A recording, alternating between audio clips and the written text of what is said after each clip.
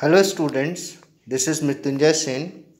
Today I will discuss about the environment.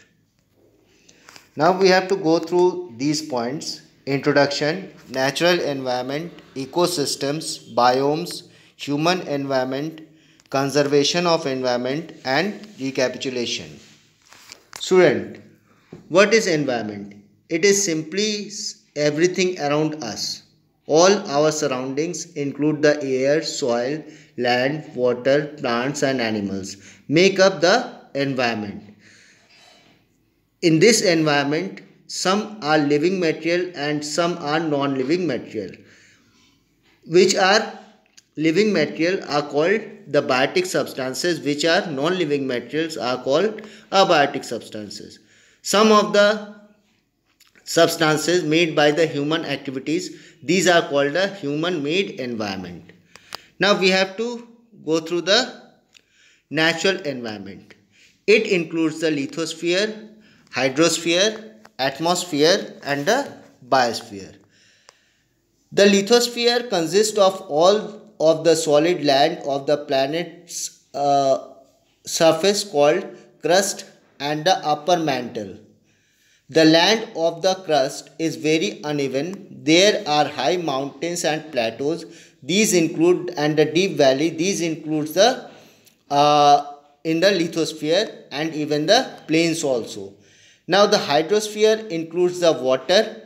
It remains in liquid, vapor or in ice form. 97% of the earth's water is found on the earth in the form of ocean, which is salty, and rest of the waters are fresh water, which can be found in the grounds as well as in the form of ice as well as in the form of rivers. Now the atmosphere is the blanket of the air that envelops the earth. It extends up to the 10,000 kilometers and above of the earth's surface.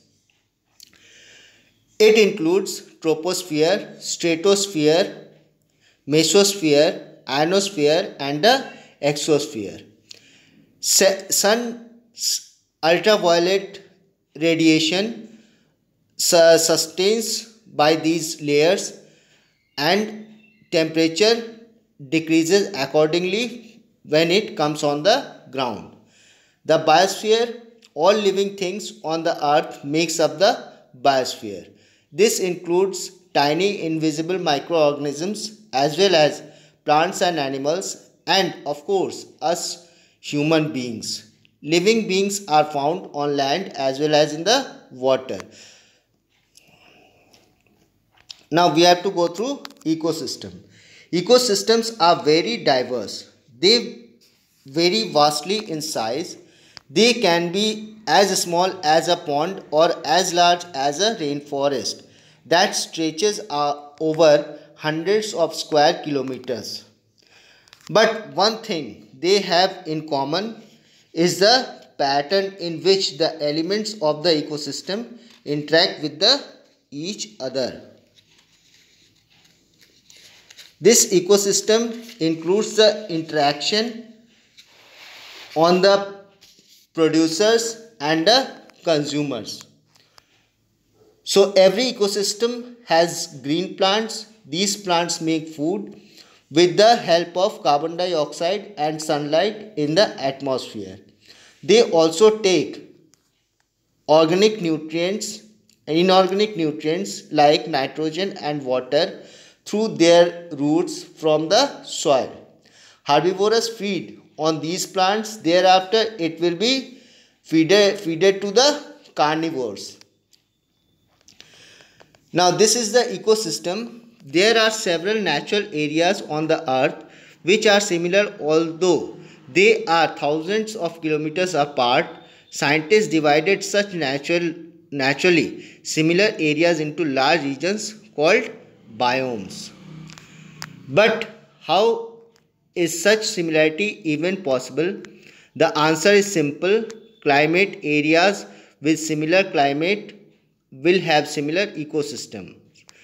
The climate of an area determines the type of the plants and animals. In other words, the ecosystem that can survive in a biome.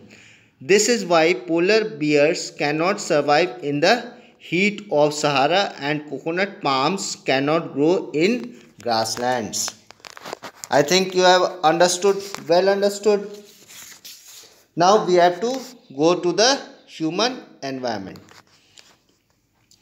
The earliest human beings had simple needs. They learned to live in harmony with the nature. Being nomadic, they moved from one place to another.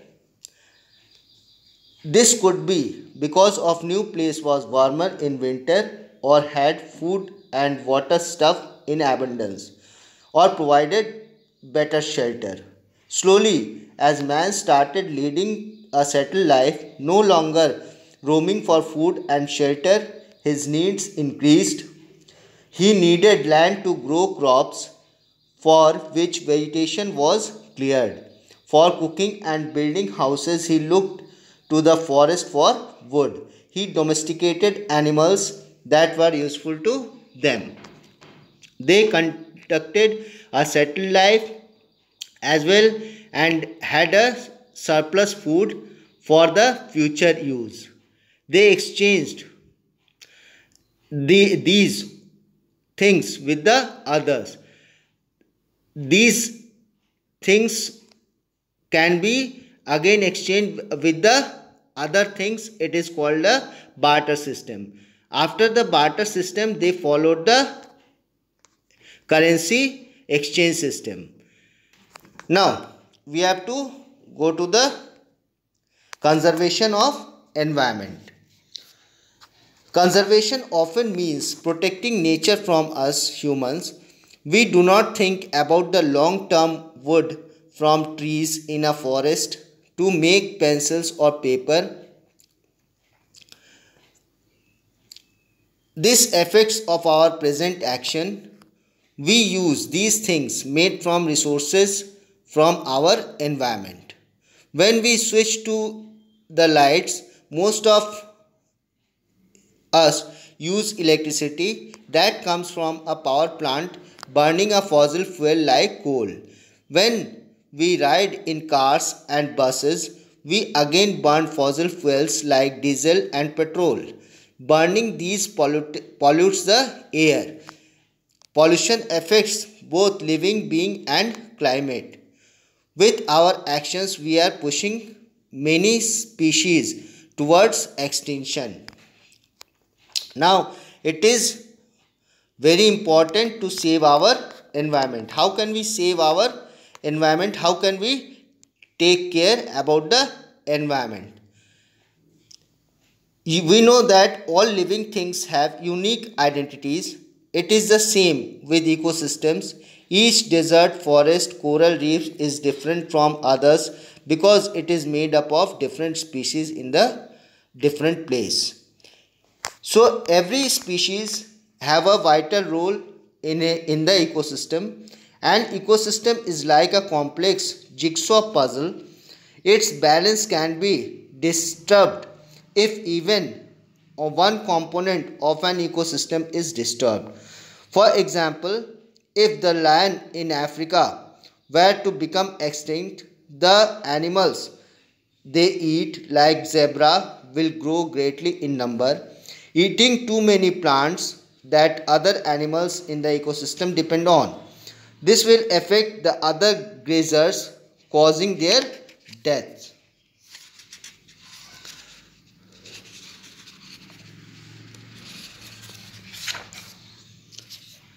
Biodiversity is the key to a balanced existence.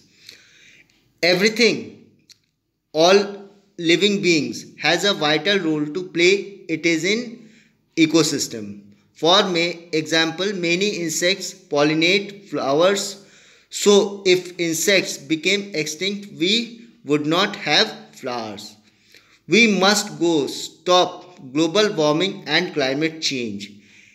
Increased carbon emissions, deforestation, and many other human activities are causing places to become hotter and the sea level to rise because of melting ice.